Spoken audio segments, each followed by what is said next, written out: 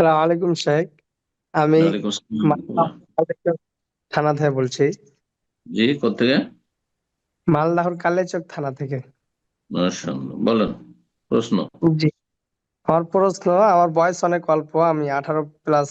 আপনার বিয়ে করেছি ফিতনা থেকে বাঁচার জন্য। হুম, তো আমার উম, বউ পড়াশোনায়, কিন্তু আপনার ও আমার মায়ের সঙ্গে সময় সময় তর্ক লেগে যায়। মানে আম্মা চায় কি বউ কিছু ভুল করছে তোকে শিক্ষা দেওয়ার জন্য, মানে হুম, আমার মায়ের গলাটা একটু জোরে, তোকে একটু জোরে আওয়াজে বউকে বলে দেয়।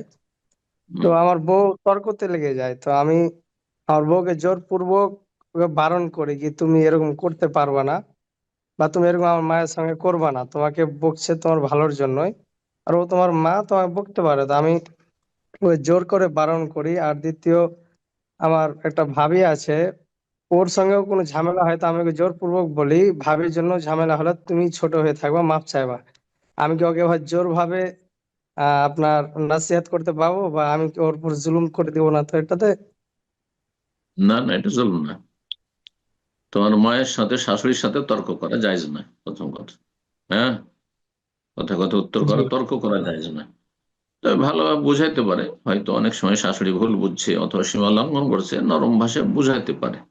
কিন্তু যদি দেখা যায় ওতে আরো গরম হয়ে যাচ্ছে, তাহলে তো পরিবেশটা আরো খারাপ হয়ে যাচ্ছে। এই জন্য তর্ক করা নিষিদ্ধ বড়দের সাথে। বা শাশুড়ি শাশুড়ি নিজের মা নয়, কিন্তু নিজের মাটা নিজের মা, তোমার মা সেটি। এটা ভুল ধারণা আমাদের দেশে।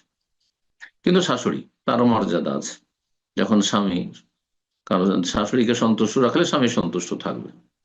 সুতরাং শাশুড়ি এখন যে মর্যাদা আছে, কিন্তু এই নয় যে এখন তোমার মা, তুমি বিয়ে হয়ে গেছে সুতরাং আর ওইটা তোমার মা না, এখন আমার মাটাই তোমার মা, এটা শরীয়ত নয়। তো কথা হচ্ছে যে তোমার মাকেও নমনীয় হওয়া উচিত। হ্যাঁ, আর জেদ পোড়া করা, আর তারপর জুলুম অত্যাচার, আমাদের দেশের মহিলারা আমরা জানি, মানুষ হয়েছে সেসব পরিবেশে অধিকাংশ শাশুড়িরা শ্বশুররা জুলুম করে বউদের উপর। তো এই জুলুম না হয়ে যায়, ওইটাও তোমাকে খেয়াল রাখতে হবে। মাকেও বোঝাইতে হবে যদি জুলুম করে, সীমা লঙ্ঘন করে। আর বউ তর্ক করবে, এটা জায়েজ নাই, গুনার কাজ।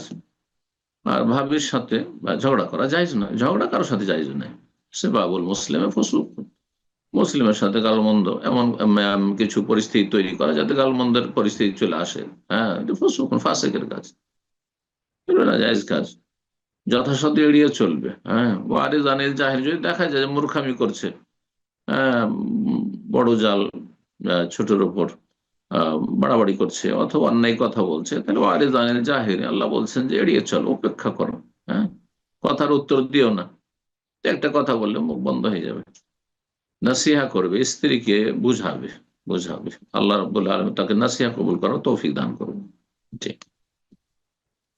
বারাকাল্লাহ।